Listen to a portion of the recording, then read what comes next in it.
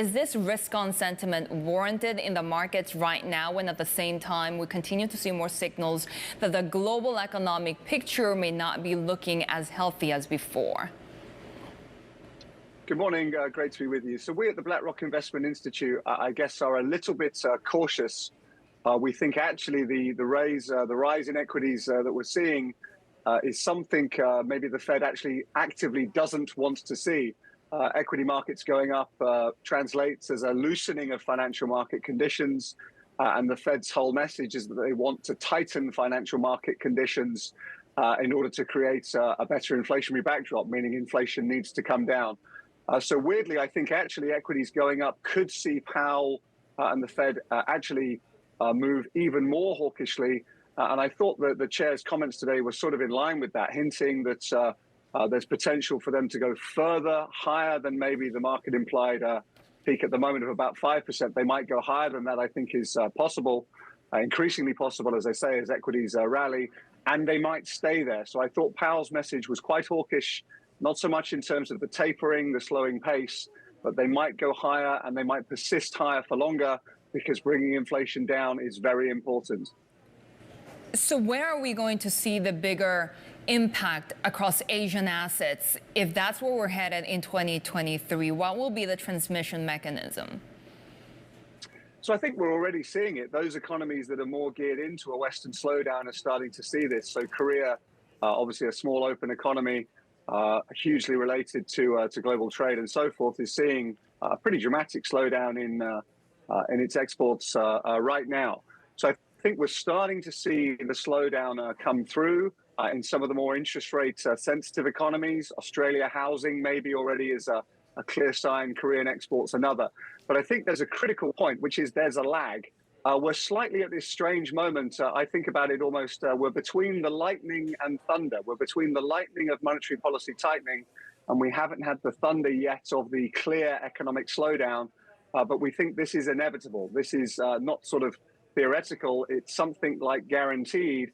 And I think this is what Powell is messaging. Don't get confused. We're in this strange period where we've had the tightening and maybe the economic pain hasn't fed through, but it's coming. And I think we should be clear. The Fed, they're not just okay with pain, they actively want pain. They want to see a slower jobs market in order to solve for the critical problem of inflation right now. So we shouldn't get confused. Pain is coming, and that's going to be perhaps a slight a headwind, let's say, for, at the moment, buoyant risk markets. Does that confused strange time mean that it's even harder to hold convictions for what to do next year, or do you just stand more ready, I guess, to be able to move quickly?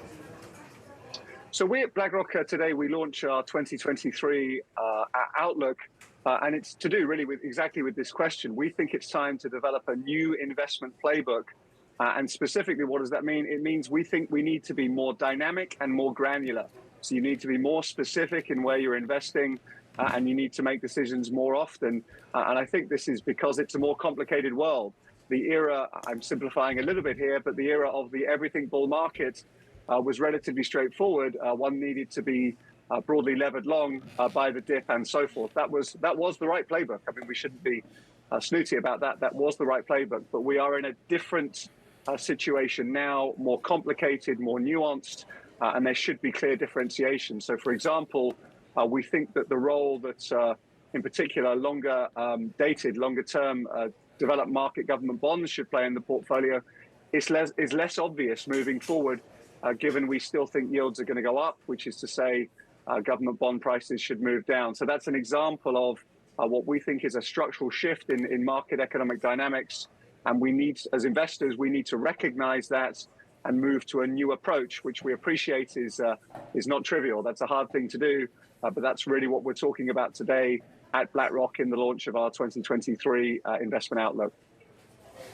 Because the conversation around the stickiness of certain parts of the inflationary basket has not necessarily addressed the longer term themes, right, which you talk about, that you're looking at, production constraints as a result of demographics, as a result of aging population, of the climate transition, of geopolitics. These are all very big picture, longer lasting risks. So how do you invest around that?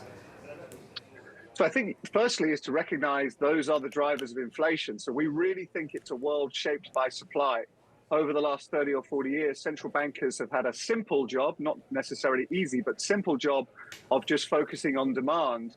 Now the economy is much more driven by some of those supply constraints you just mentioned. And critically, COVID clearly has been a very acute supply challenge as supply chains have shut down and so forth. But you're right to identify there are other structural supply shifts which are ongoing and are likely to lead to a more sustained, prolonged period of inflation. So two clear consequences for us at BlackRock. One, the Fed is going to have to try harder, not just the Fed, of course, all central banks, but I guess they're the big one. The Fed's going to have to try harder to bring inflation down, and that's what they're doing. That's why we're seeing this ongoing, more hawkish movement. 475 basis points hikes. Who'd have thought that 12 months ago? And yet here we are. So they're going to have to try harder. And ultimately, they might not fully succeed in getting inflation down all the way down to 2%. That last 100 and 150 basis points, there could be a judgment that the pain that will cause, the social disharmony of really squeezing out that last 100 basis points, might not be worth it in terms of in terms of the unemployment that might cause. That's a debate for later in 23. I think clearly for us now, the messaging from Powell is extremely clear. They're going to keep going until they see pain. That's the plan. Do you look at the opportunities in the outlier economies and markets, though? For example, Australia looks pretty set as a high probability to be able to make that soft landing. China, if it reopens, still a counter-cyclical growth force potentially next year? Yeah, look, I mean, so in terms of the two pivots that everyone's been, I guess, thinking about for ages, for at least 12 months, as I've mentioned, we are not a believer in a Fed pivot. A China COVID adjustment, let's call it, seems to be something like happening. And clearly that's a huge deal. HSCI up 30% in round numbers in November. Something's clearly going on that I think we as investors need to be very cognizant of. So that has implications not just for China assets, but for the region and maybe even for the global economy more broadly. So I personally find it extremely confusing. I want to be upfront about that. But it does seem like China has moved to a more opening stance. I think it's going to be bumpy for sure, steps forward and back and so forth. But I think if it is the case, and it seems like the case, that China's moving to a slightly quicker pace of opening, then that is a very significant change and perhaps speaks to, within our outlook at BlackRock Investment Institute, we have a relative preference for Asian equities versus an outright underweight in the US and Europe. So an Asia preference, and clearly that's somewhat associated with the potential for maybe what we're seeing right now of a China. As I say, it's going to be confusing. It's going to be bumpy. But if it is a move to an opening stance, that's kind of a huge deal.